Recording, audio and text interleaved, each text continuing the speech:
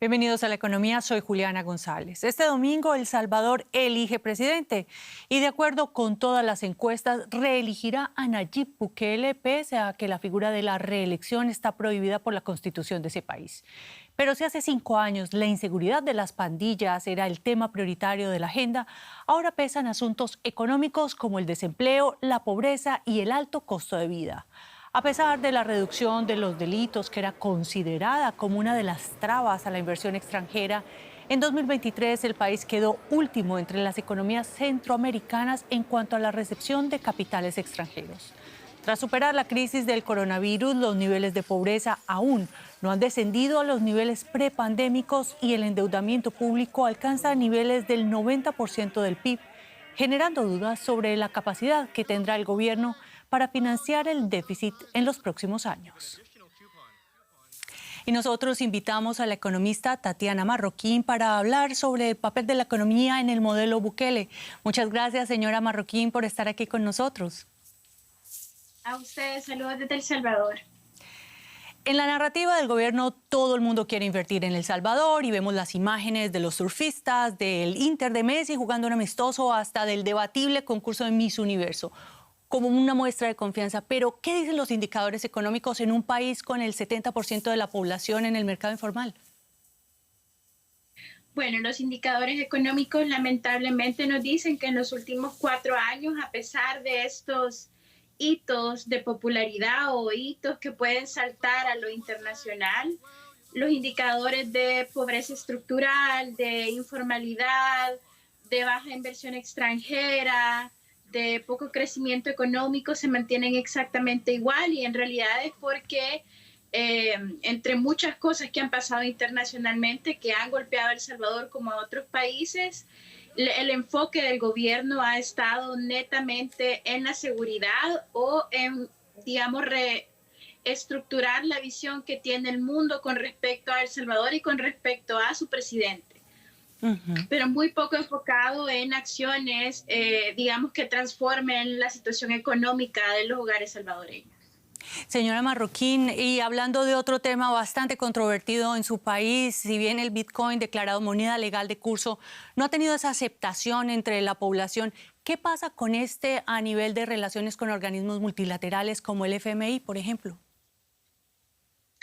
Bueno, lamentablemente la última revisión del Fondo Monetario Internacional en El Salvador, el informe que tradicionalmente publica el fondo en todos los países a los que va como una revisión al artículo 4, en el caso de El Salvador no fue publicado por una petición del gobierno. Así que se tiene muy poca claridad de cuáles son los comentarios del Fondo Monetario Internacional con respecto a la situación de El Salvador, y mucho más oscuridad con respecto a cuáles son las conversaciones que se están teniendo. Lo que sí podemos decir es que la última revisión que se dio en el 2021, el Fondo Monetario tenía preocupaciones con respecto a la transparencia y el uso de fondos públicos para impulsar Bitcoin o para comprar Bitcoin. Muchas gracias, Tatiana Marroquín, por estos análisis desde El Salvador y saludos hasta allá. Saludos. Y la Cámara de Diputados de Argentina aprobó este viernes de manera general y en una versión reducida, eso sí, el proyecto de ley Ómnibus. Dentro del paquete estaba la reforma a la Ley de Protección de Bosques Nativos. La iniciativa original hubiera permitido deforestar zonas prohibidas, pero la oposición lo obligó a retirar. En Jujuy, provincia del noroeste de Argentina, celebran que se haya quitado y apoyan que la ley crea ahora un mercado de bonos de carbono. Guillermo Berrastro cuida el bosque nativo de su campo en la Reserva de Biosfera de las Yungas, en la provincia de Jujuy, noroeste de Argentina. Pone verjas de alambre para evitar que vacas vecinas erosionen los suelos, entre otras medidas. Por ello recibe un subsidio, en cumplimiento de la Ley de Protección de Bosques Nativos. Pese a la inflación prevista del 200% en 2024, el gobierno de Javier Milei quería congelar esa subvención dentro de su amplio proyecto de ley que trata esta semana el Congreso en Buenos Aires. Es una barbaridad, claro. Tendría que ser una cosa lógica, una cosa que se indexe por el costo de vida. Si no recibiera, yo haría lo mismo que hago ahora. Algunos se podrían echar atrás y dejar de hacer bosque nativo, meter ganadería. Por presión de la oposición, el gobierno libertario finalmente retiró este miércoles esta reforma de la ley de bosques. Días antes había resignado también su intención de permitir la deforestación en zonas donde está prohibida, una idea que Verrastro también rechaza. La deforestación siempre avanza, la deforestación no hay forma. Nosotros, bueno, la ley de bosque nos da un respirito. En la sociedad rural de Jujuy, sus directivos reconocen que en otras provincias argentinas hay fruticultores y ganaderos que abogan porque se les permita deforestar en zonas prohibidas.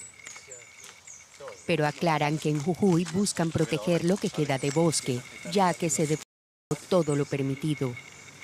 Tenemos en Jujuy una situación particular, prácticamente casi todo el porcentaje de suelos que podrían ser transformados ya se realizó esa transformación. Tenemos algunas cuestiones mucho más importantes a resolver, que es de qué manera podemos revertir el proceso de degradación en los bosques a través de lograr inversiones en los mismos. El proyecto de ley de Milei crea además un mercado de bonos de carbono. Y desde Jujuy reclaman que se mencione explícitamente que las empresas industriales y energéticas puedan compensar sus emisiones de dióxido de carbono invirtiendo en bosques nativos. El debate también se sigue de cerca en el ámbito académico. En la Universidad de Buenos Aires, el investigador y doctor en Ciencias de la Atmósfera Leandro Díaz destaca la importancia de los bosques comprobada empíricamente. Pueden almacenar parte del dióxido de carbono, que es uno de los gases de efecto invernadero, que es el que genera el aumento de las temperaturas a nivel global. Destruirlos genera que algunas zonas, la precipitación que antes retenían los bosques, sea distribuida de otra manera, pudiendo generar, por ejemplo, inundaciones. La ley Ómnibus que se debate estos días en el Congreso de Argentina también amplía las autorizaciones de quemas de tierras, mientras se registran en el país las temperaturas más altas de América. Y ahora nos vamos a Cuba. El ministro de Economía y primer vicepresidente del país, Alejandro Gil, fue destituido del cargo por el presidente Miguel Díaz-Canel en medio de la aplicación del mayor plan de ajuste económico en décadas. La destitución de Gil se produce luego de que el funcionario asegurara que la isla se enfrenta a un escenario de economía de guerra para justificar una batería de medidas que preveían un incremento de impuestos y recortes a los subsidios. El despido de Gil llega después de que las autoridades aplazaran la subida de más de un 500% del precio de la gasolina prevista para el jueves sin dar una nueva fecha para la entrada en vigor de la medida. Y el mercado laboral de los Estados Unidos superó por mucho las expectativas que tenían la mayoría de los analistas que apuntaban a un enfriamiento del empleo. En enero se crearon más de 350,000 empleos. La cifra duplica lo que esperaba el mercado y ha logrado que la tasa de desempleo se mantenga en 3,7%, a pesar de que los tipos de interés se mantienen altos. Además, los salarios también aumentaron un 4,5% si se comparan con el mismo mes del año anterior. Estos signos de un mercado laboral sólido podría interponerse en el camino para que la Reserva Federal recorte los tipos de interés. Y el mercado laboral de Estados Unidos entra con fuerza en este año, pese a unas previsiones que se han quedado cortas. Y los detalles con Ana Nieto en Nueva York. Ana, un gusto saludarte. Cuéntanos qué revela ese informe de enero. Sí, las previsiones han fallado en un mes en el que casi todos los días se hacían públicos anuncios de importantes despidos de empresas, sobre todo en el mundo de la tecnología, las finanzas y los medios de comunicación. Pero en el agregado, la creación de empleo ha sido muy robusta.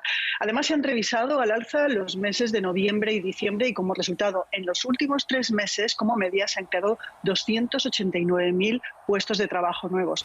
Ya son 3 años de fuerte crecimiento en el mercado laboral y por lo que respecta a enero, además se han creado empleo en casi todos los sectores de la economía, desde el sector público hasta el sector privado. Quizá las únicas excepciones sean en el sector de la minería y lo de los medios.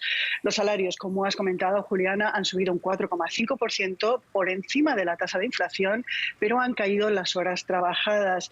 Se especula que sea por las tormentas que ha habido en la gran parte del país a mediados de enero y no porque se estén reduciendo horas de trabajo.